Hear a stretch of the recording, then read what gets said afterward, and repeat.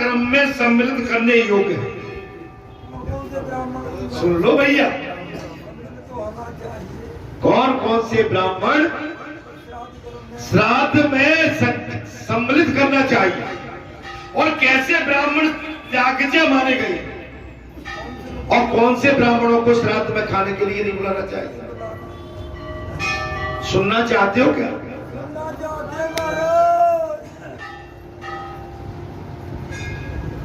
तो भरत यज्ञ ने कहा, बोले राजन, विद्वान पुरुष को अमावस्या के दिन अवश्य श्राद्ध करना चाहिए। आज भी अमावस्या है। मैं आज एक बात और कह दूं, ब्राह्मण आप हमको गृहस्थ को अमावस्या एक ब्राह्मण को भोजन अवश्य घर में कराना चाहिए, अपने पितरों के कल्याण, अपने पुरखों के कल्याण हेतु। चलिए, नहीं करा पाते सीधा निकाल दो ब्राह्मण। चलिए, अगर आप भोजन नहीं करा सकते तो पूरा सीधा ब्राह्मण को एक छोटे से वस्त्र के साथ और दक्षिणा के साथ निकालो। आवश्यक है, अति आवश्यक, अपने पितरों के कल्याण के लिए हम ये सब छोड़ गए। पहले परेठा में मैं रहता था, सीधा निकलता था मावस की मावस ब्राह्मण के लिए। ये सब छोड़ गए और छोड़ गए, उसी का प्रतिफल है कि हमारी बुद्धि भ्रष्ट हो गई। हमारे घर में बीमारी बिघन, अगर आपको बीमारी बिघन से बचना है, अमावस्या अपने पुरखों के कल्याण हेतु ब्राह्मण को सीधा। आप सहमत है मेरी बात से? लेकिन अगले मंगलवार को पूछ लूंगा कि मावस आ रही है, निकालो कि नहीं निकालो। अरे महीना में एक बेरी तो निकाल लो मेरे भाई। अरे राम राम, अरे भैया बगल में ब्राह्मण को दे दो और मावस जा बच जाए, बादरा ब्राह्मण को दे दो और ये बैठे दो ब्राह्मण जाते। बालाजी पे तो बहुत आता है। आप तो जी ब्राह्मण है ना, जी बीच को गोरो गोरो से जाते।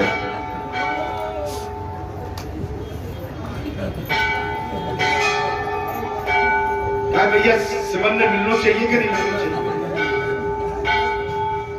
और आपके गांव में गली में हत्व है तो मुझे कोई तकलीफ नहीं।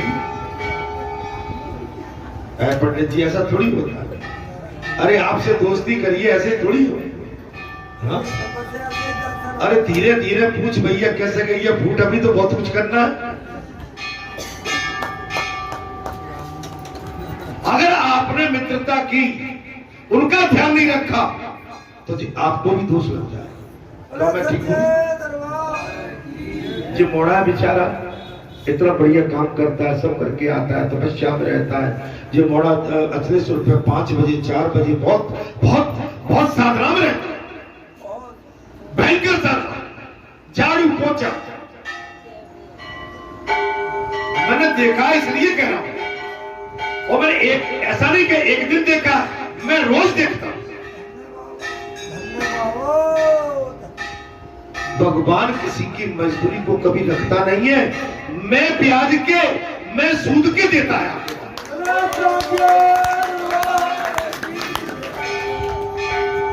अमावस्या के दिन अवश्य श्राद्ध करना चाहिए। भाई कथा कह रही है तो मेरी बात समझ लेना। अब ये गांव में आजकल तो गांव खाली पड़े हैं, डोकरी वोकरी है, सब बाजार में भाग भूग गए।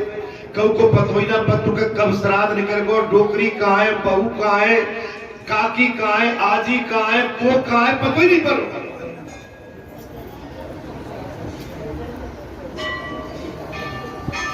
क्षुधा से छीन हुए पितर श्राद्धान की आशा से अमावस्या तिथि के आने की प्रतीक्षा करते हैं।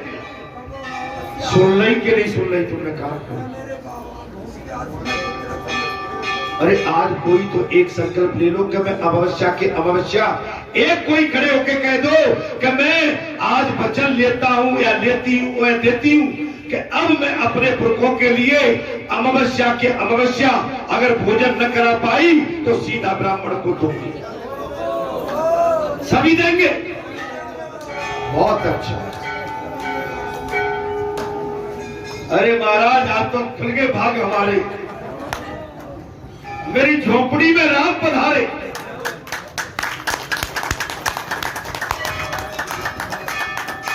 खुल गए भाग हमारे और हमारी झोपड़ियां में आज राम पधारे। जो अमावस्या तिथि को जल या साग से भी श्राद्ध करता है उसके पितर तृप्त होते हैं। जल दे दो तो बेटा जो संकल्प लिया है ध्यान करना, अगर भोजन न पका पाए तो सीधा निकाले, लेकिन निकालना निश्चित। और मैं भी संकल्प ले रहा हूं कि आज से ये परंपरा मेरी भी चालू हो जाएगी। वैसे मैं जल तो डेली पिलाता हूं पुरखों को और भोग भी डेली निकालता हूं, जल भी डेली और भोग भी डेली, लेकिन सीधा या ब्राह्मण को भोजन जे मैं नहीं करा पा रहा हूं तो भैया ब्राह्मण को भोजन मौका लगेगा तो कराएंगे, नहीं तो सीधा सीधा निकाल के उनके घर में। काहे भैया कैसी कही? अरे खूब कही भैया, खूब कही। तो जहां आओगे तो ऐसी बातें होंगी महाराज जो सबके सर्व कल्याण की बात हो और उसके समस्त पापों का नाश भी होगा। जो ऐसा सीधा निकालेगा, अपने पुरखों को तृप्त करेगा, उस व्यक्ति के उसके घर के सारे पापों का भी विनाश। अब बताओ महाराज जी कथा कोई सुना सकता है का? आप मालनपुर पहुंच जाते तो मुझे बात सुन पाते का? ए महाराज, एक बेटी थी राजा की और उसको जो हमारा श्राप लगा था, तुझे सूरा मिलेगा अंधा मिलेगा, और सूरा अंधा मिला और 12 वर्ष तू उसकी सेवा करेगी तो भी पति तेरे भाग में नहीं। एक कांटा एक दिन निकालती थी महाराज 12 वर्ष में, और वो क्षण आ गई महाराज। एक बंजारा था, बंजारा निकला, उसकी गोद में एक बेटी थी महाराज। वो थक गई थी, अकेली थी राजमहल में। बंजारे से बेटी मांग ली कि भैया बाबा ये बेटी मुझे दे जा, मैं अकेली हूँ, मैं इस महल में अकेली घूमती फिरती हूँ और थोड़ा मेरे बोलने चालने के लिए एक सहारा हो जाएगा। ले ली बेटी, कांटा निकाल दिया, वो समय आ गया। बस एक आखिरी कांटा उसकी जीभ में लगा रहे और वो बेटी भी जवान हो गई महाराज। देखते देखते अब देखिए महाराज, और वहां से बोली अब बोले बहन सखी क्यों भी कहो कि तू एक काम करना, मैं नहा धो के आ रही हूं, मैं नहा धो के आ रही हूं और तू भैया जा कांटे मत निकाल। जाते जाते नहाने को जा रही है और फिर कही जी बहन सखी जा कांटे मत खींच देना। मैं गई नहा के आई, उसने महाराज 12 वर्ष के बाद अपने शरीर का उपटन किया, श्रृंगार किया, मांग भरी, आभूषण पहने महाराज, और क्या देखती है, जब तक वो आई जब तक तो वो उस सखी ने वो कांटा खींच दिया था और पति उठा और बरमाला उस सखी के गले में। आप महाराज समय कब आर पार कर दे कुछ पता नहीं है। अरे समय की प्रतीक्षा करो, समय हमारी प्रतीक्षा नहीं कर सकती। बालाजी धाम में आप भी थक जाते होंगे, बोले जी वही शक्ल, वही चेहरा, वही वार्तालाप, लेकिन हर मंगल को ताजगी आती होगी, नई बात मिलेगी। महाराज साफ कह दिया, अमावस्या को अमावस्या तिथि के आने की प्रतीक्षा करते हैं और अमावस्या तिथि को जल या शाक से भी श्राद्ध करते हैं और उसके पितृ तृप्त हो जाते हैं। अनार्थ ने पूछा, ब्राह्मण विशेष तरह अमावस्या को श्राद्ध करने का विधान क्यों है? पर इस कथा के बाद में विराम दे दूंगा, ठीक है? जल्दी तो नहीं, वोट डाले आए कि नहीं डाले आए? वोट को डाले आओ भैया। कितने लोग वोट डाल के आ गए? वेरी गुड, बहुत बढ़िया भैया। हम जाओ के वोट डालेंगे। अब हम पहले पपरे जब जगह का कुछ साथ संभाल कर ले और आशीर्वाद ले जाके और हम तो सनातन पे ठोकेंगे सीधे सीधे। कहां ठोके भैया, कहां ठोके वोट? सनातन तेरी जय हो।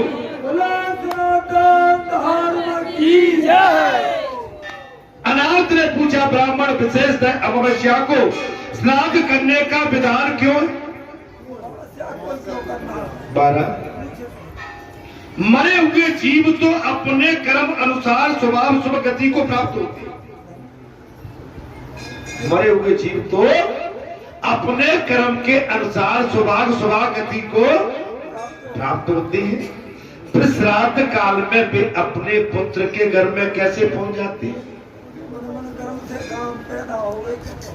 महाराज, फिर श्राद्ध काल में वो अपने घर कैसे पहुंच जाते हैं?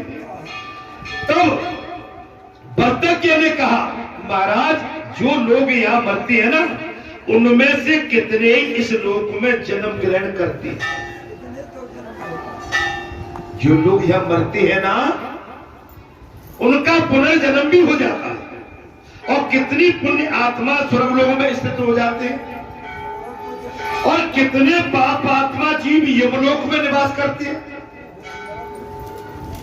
कुछ जीव भोगाकुल शरीर धारण करके अपने किए हुए शुभ अशुभ कर्मों का उपभोग करते हैं। राजन, यमलोक या स्वर्गलोक में रहने वाले पितरों को भी जब तक भूख प्यास अधिक होती है ना, तब तक कि वे माता पिता से 3 पीढ़ी के अंतर्गत रहते हैं। 3 पीढ़ी तक वो आपके इर्द गिर्द रहते हैं।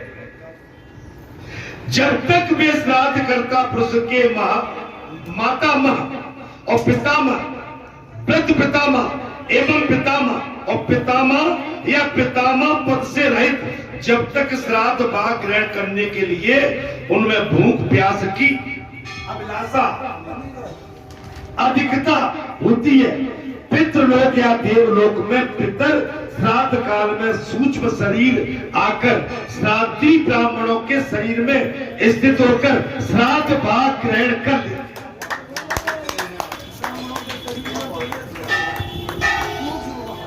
सूक्ष्म भाग से वो ब्राह्मणों के शरीर में स्थिर होकर श्राद्ध भाग ग्रहण करें। परंतु जो पितर कहा शुभाशुभ भोग में स्थित या जन्म ले चुके हैं, उनका भाग दिव्य पितर आकर ग्रहण करते हैं। और जहां जीव जिस शरीर में होता है, वहां तनकूल भोग की प्राप्ति करके उसे तृप्ति पहुंचाता। अगर जन्म भी ले लिया है और आपने श्राद्ध भी कर दिया, वो भी तृप्त हो जाएगा। ये विधि का विधान है हमारा। ये दिव्य पितर नित्य एवं सर्वज्ञ होते हैं। पितरों के उद्देश्य से सदा ही अन्न और जल का दान करते रहना चाहिए। अन्न एवं जल का दान। जो नीच मानव पितरों के लिए अन्न जल न देकर आप ही भोजन करता है या जल पीता है, वो पितरों का द्रोही है। ले भैया, समझ में आ गई? जो आज भी अपने पितरों को न जल देता है न भोग निकालता है, वो अपने पितरों का द्रोही है। द्रोही दुश्मन। मैं कितने साल से कह रहा हूं भैया, ए पितरों को तो कम से कम अपना जल निकाल दिया करो। सभी रहे, अरे तुम पराठे पूड़ी खाते हो तो मिश्री धर दिया करो, बिस्कुट कर दिया करो, मखाने। अरे पितरों को केला फल कुछ तो दो। अच्छा कालग्र तुम्हारे घर में तो सब भरो पड़ो है ना, केवल लेने देने में ही समय लगेगा। जैसे तुम पूरी पराठे तल के चप चप खाते हो, वे भी अपने बेचारे देखते देखते कैसे खाए चले जा रहे। अरे बेशरमो, हमें तो परस और पूरी बूढ़ी हड्डी खा। एक कथा कह रही है मेरे भैया, मैं कितने दिन से कह रहा था, आज तो लग गई के बोला तेरी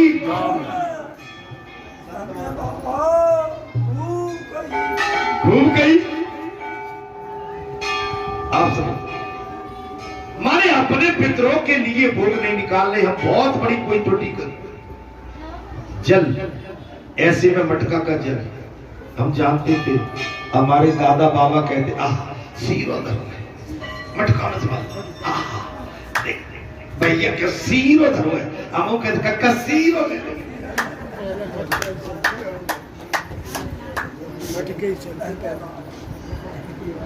कक्का कहा चलो तो महाराज चिटपुटी सब बड़ी मिर्ची लग जाते था।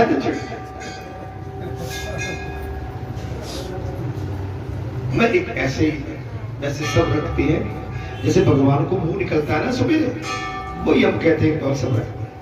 किसी ने केला दो, फल दे दो, बिस्किट तो नहीं रखते है ना, पिस्ता रख दो, काजू रख दो, मिश्री रख दो, मावा रख दो, पूड़ी रख दो, पराठा रख दो, अरे रोटी रख दो, शक्कर रख दो।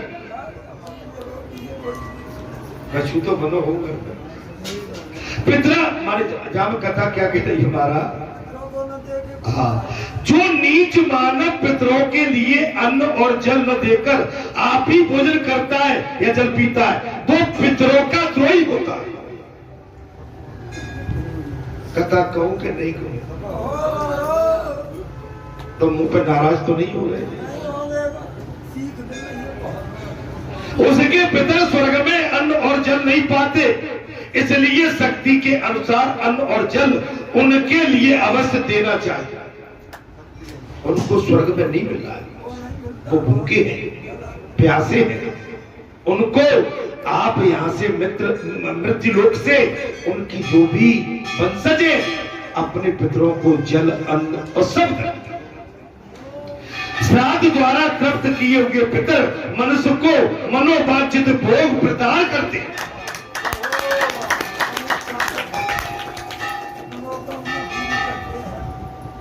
तब अनाथ नर पूरे ब्राह्मण श्राद्ध के लिए और भी तो नाना प्रकार के पवित्र काल हैं, फिर अमावस्या कोई विशेष रूप से श्राद्ध करने की क्या बात है। थोड़ा भजन कर लेंगे थोड़ी देर के लिए, मैं थोड़ा दृष्टांत आगे कह दूंगा। मैं ठीक 12 बजे विराम दे दूंगा कथा में, कि और पहले दे दूंगा, तुम्हारे मन में क्या लगा नहीं, तुम जैसा कहोगे मैं वैसा कर दूंगा। अरे अमृत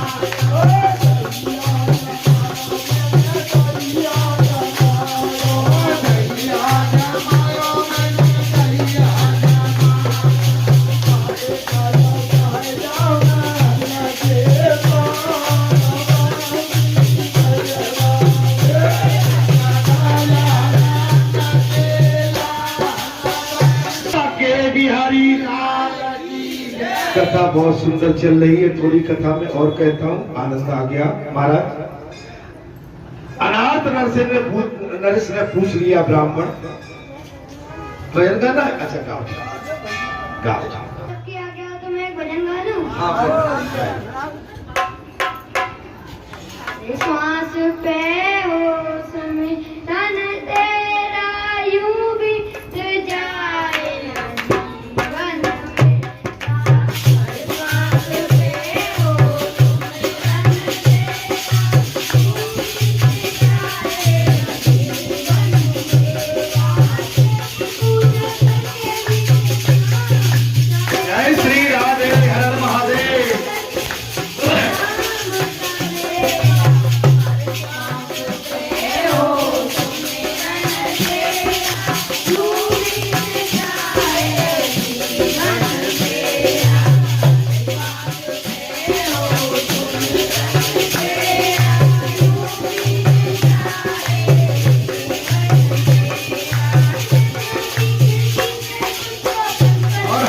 जय श्री राम। नैनों की खिड़की से तुझको पल-पल में देखा, दिल में बैठा के तेरी याद की उतारूं, जय हो हर महादेव। तेरे चरणों में तेरा तू बीत जाए जीवन तेरा, तेरे चरणों में तेरा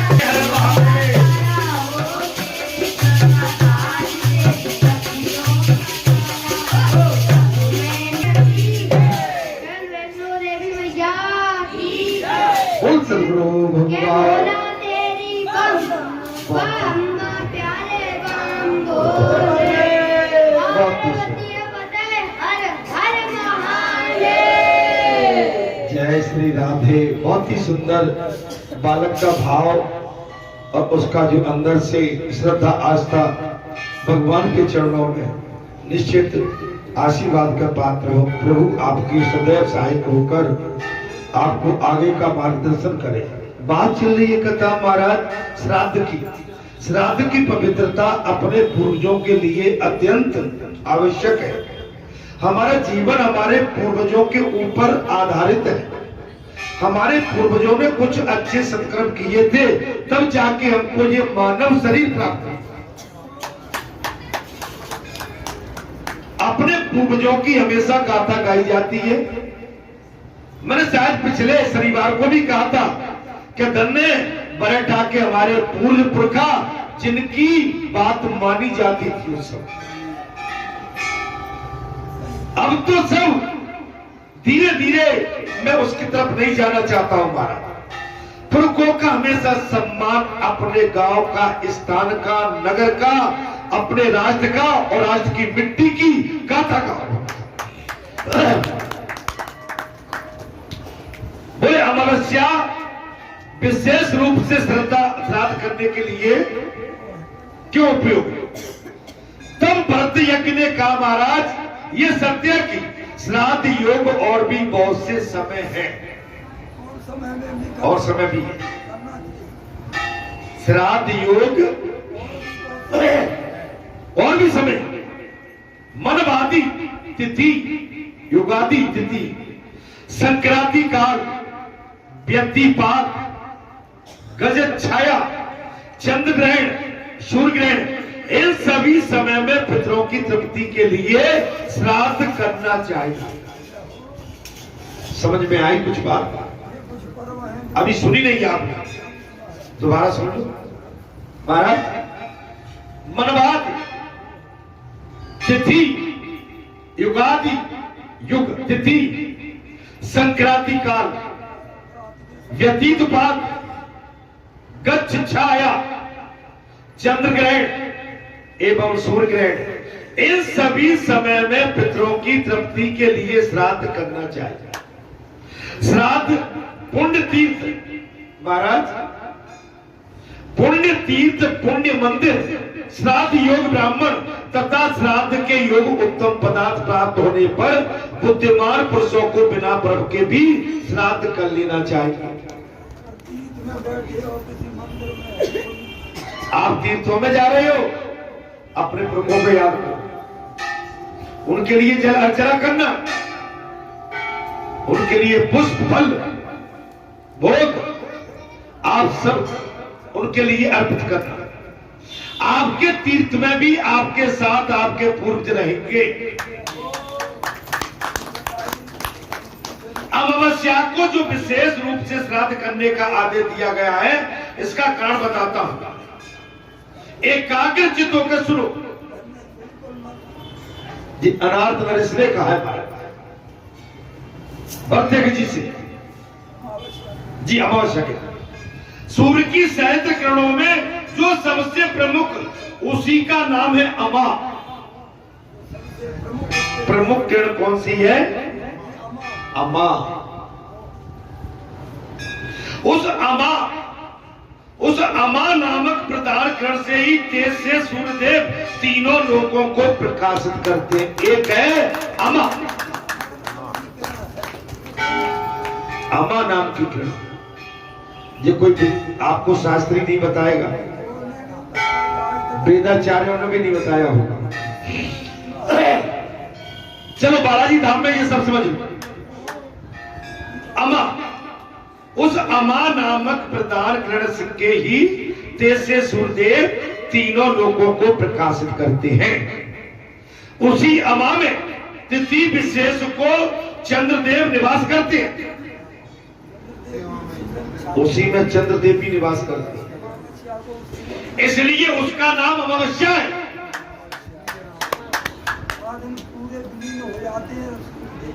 इसलिए उसका नाम अमावस्या, अमावस्या।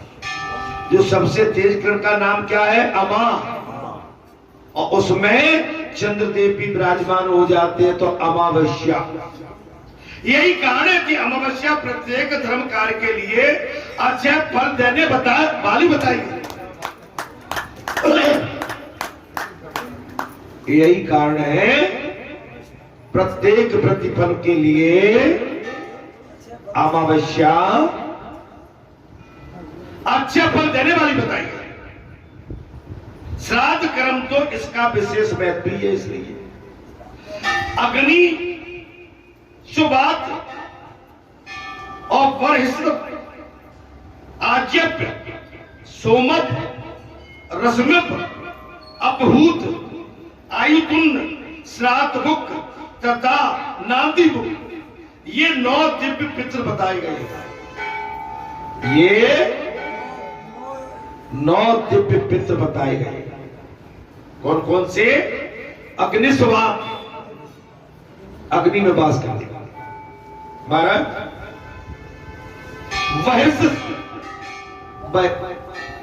बहिर्सिद्ध, हाँ, बृहस्पति और आज्याधिपत, सोमप, सोम, रसमिप,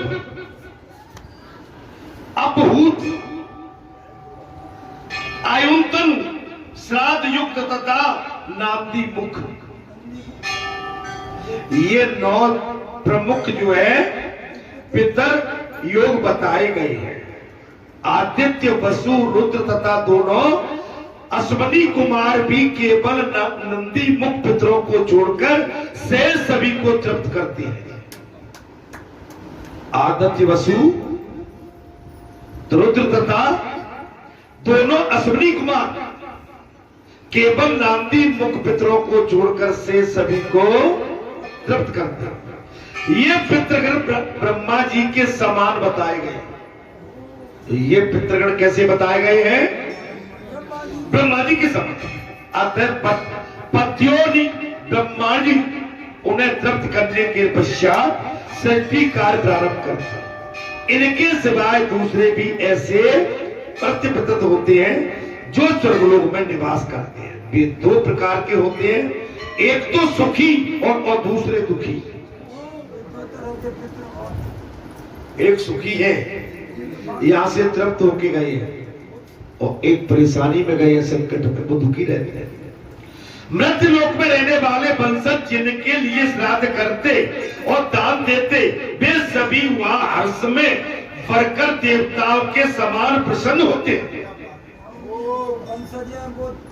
अगर यहाँ के वंशज उनको जलपान अन्नदान करें, उनकी कल्याण के लिए ब्राह्मणों को भोजन, गौ भोजन, दान दक्षिणा करें, बेटी बहन भाजी को दान करें, तो स्वर्ग लोक में बैठे हुए पुरखा भी आपके प्रसन्न होते, तृप्त सुखी होते हैं।